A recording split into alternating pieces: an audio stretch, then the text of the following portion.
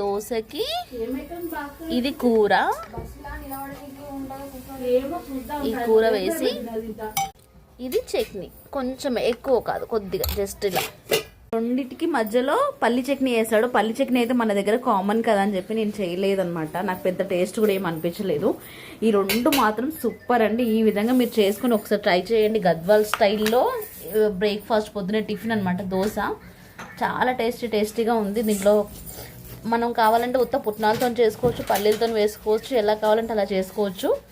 And ఇదేమో మనం పూరికి చేస్తాం కదా, వాళ్ళ దోశకి చాలా టేస్టీగా అండి. ఒక్క దోశ తింటే మాకు కడుపు నిండిపోయింది అన్నమాట. మా మమ్మీ ఊరికి బయలుదేరుతుంది. పొద్దున్న ఈ దోశ ఎలా ఉందో చెప్పమ్మా టేస్ట్.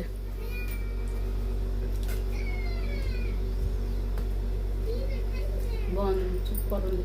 కారం మస్తుంది, కారం సూపర్ ఉంది.